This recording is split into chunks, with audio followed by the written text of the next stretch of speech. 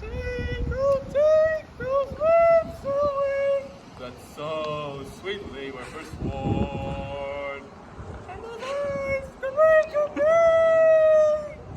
Lights that do mislead the morn. My kisses bringing in. Seals of love, sealed in vain, sealed in vain.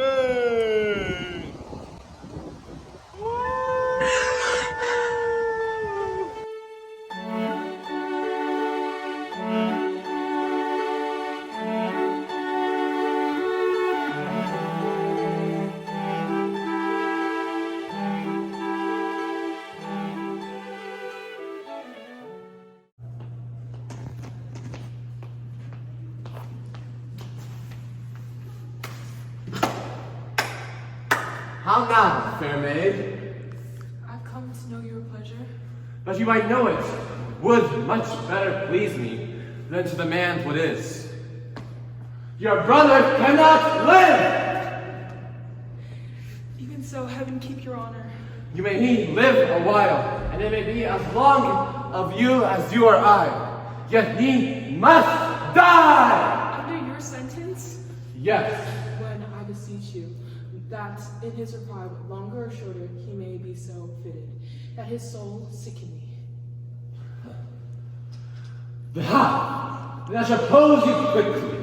Which had you rather, the most just law not took your brother's life, or to redeem him, give up your body to such sweet uncleanness as such that he hath stayed? Sir, believe me, I led gather, give my body, then my soul. I talk not of your soul. Our compelled sin stands more for number than for progress. How say you? Answer to this. I, now the voice of the most recorded law, pronounce a sentence on your brother's life. Might there not be a charity in sin that might save your brother's life? Please, you two don't. I take it as a peril to my soul. It is no sin at all, but a charity. To be received plain, I'll speak more gross. Your brother is to die! True. As offense is so as it appears accounted to the law upon that pain. A bit, no other way to save his life. You must lay down the treasures of your body to his supposed, or else to let him suffer. What would you do? As much as for my brother as myself. That is, I under the arms of death, the impression of keen whips as I wear as rubies, and strip myself to death as to bed. That longing have been sick for me ere I'd yield my body up to shame. Then must your brother die! Better be a brother died at once than that a sister, by redeeming him, would die forever. Awful mercy is nothing kin to foul redemption. Plainly conceived, I love you. My brother did love Juliet, and that I tell you that he shall die for it. He shall not, Isabel, if you give me love. Believe me, on mine honor, my words express my purpose. Ha! Little honor to be much believed. I will proclaim thee, Angelo, for if sign me a present pardon for my brother, or with an outstretched throat, I'll tell the world aloud what man thou art.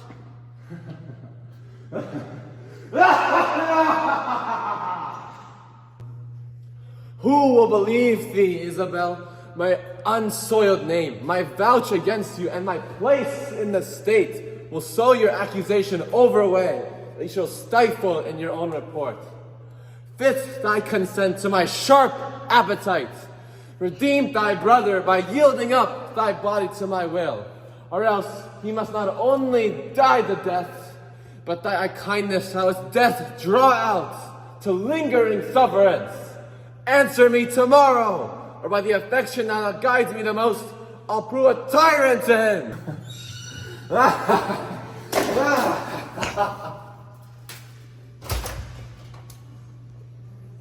miserable have no other medicine, though only hope. I hope to live. I am prepared to die.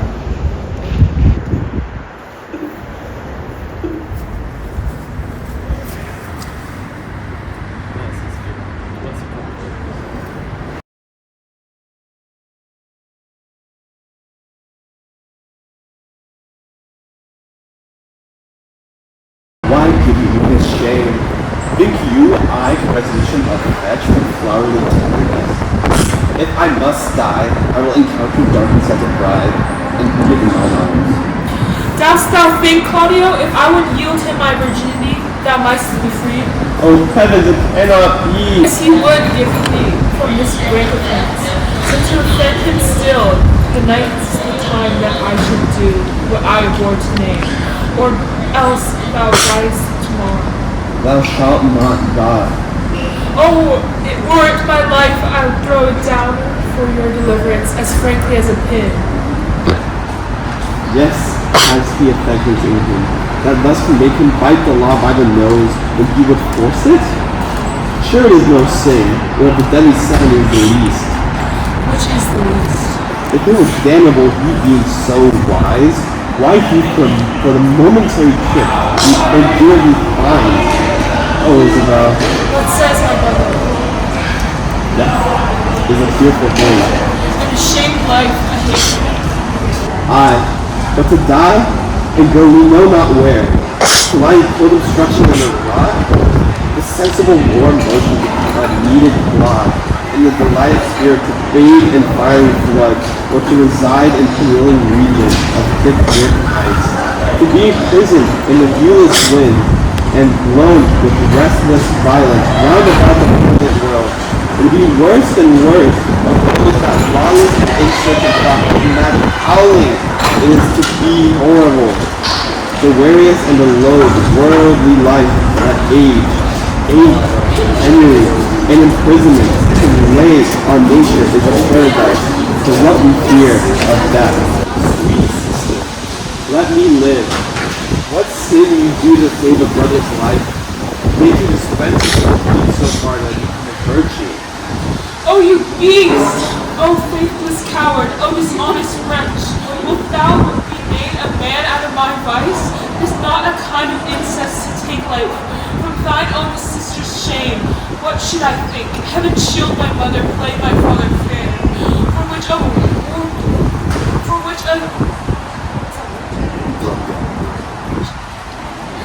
a warped slip of wilderness near issued from his blood. Take my defiance, die, perish.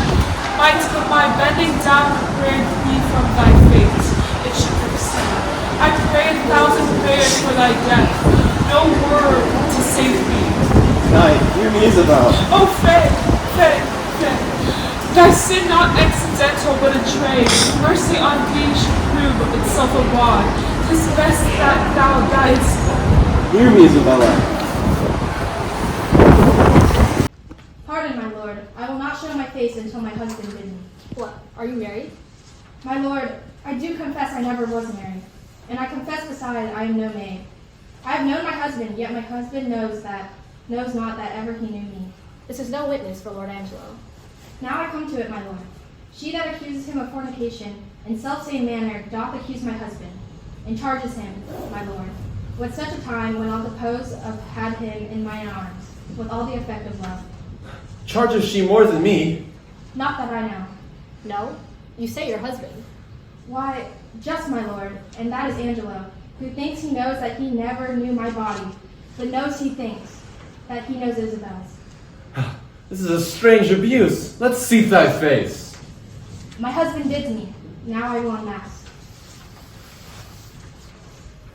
This is that face, thou cruel Angelo, which once Swartz was worth the looking on. This is thy hand, which with a vowed contract was fast belocked in thine. This is the body that took away the match from Isabel, and did supply thee at thy garden house in her imagined person. Know you this woman? My lord, I must confess, I know this woman. And 5 years since there was some sort of speech of marriage betwixt myself and her which broke off. Partly for that her proposed proportions came short of composition, but in chief that her reputation was disvalued in living. Since which time of 5 years I never spoke with her, saw her, nor heard from her, upon my faith and honor.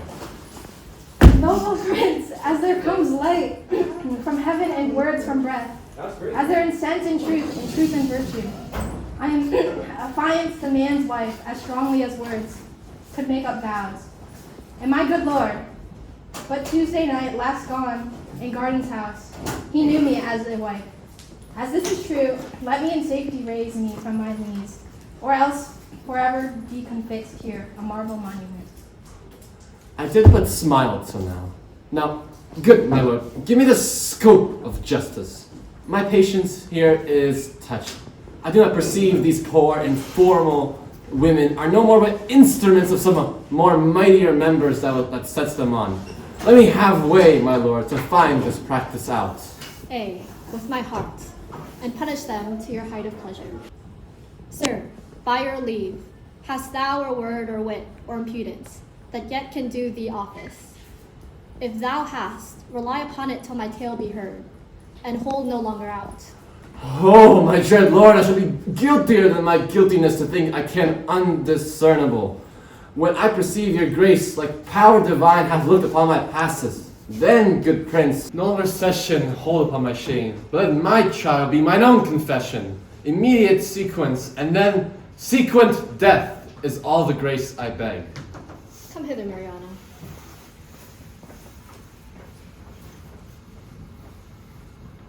Say, wouldst thou e'er contracted to this woman? I was, my lord. Come hither, Isabel.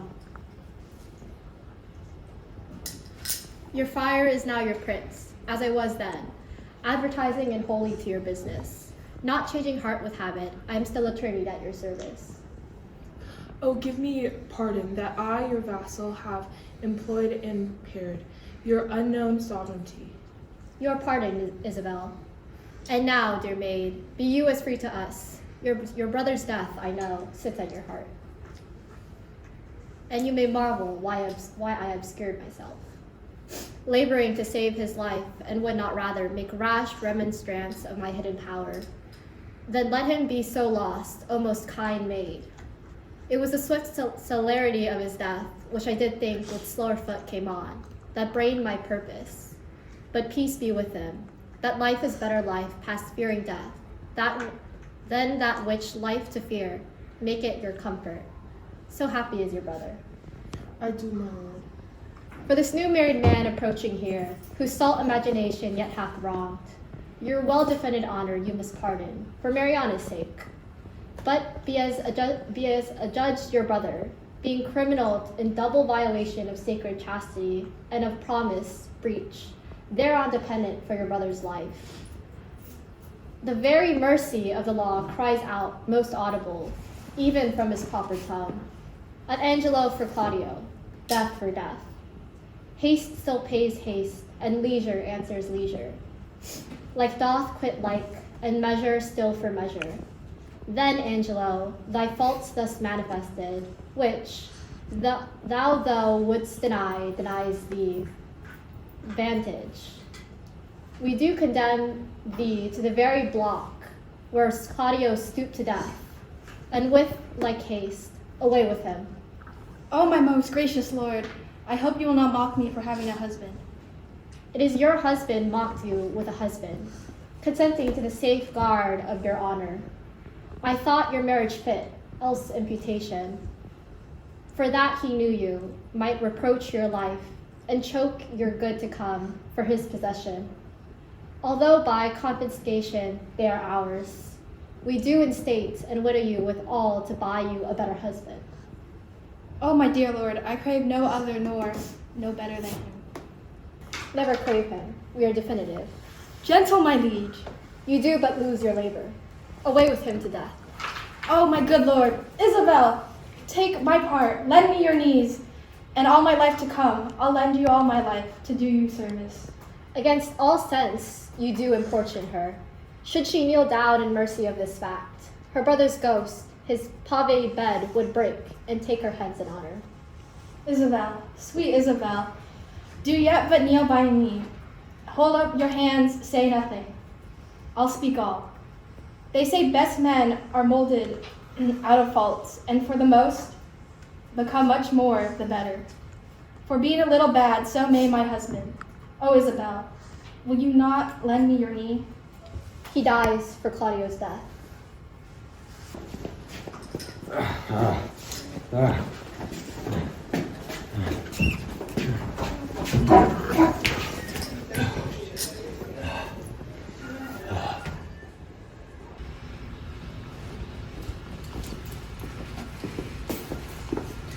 Most bounteous sir, look, if it please you, on this man condemned, as if my brother lived.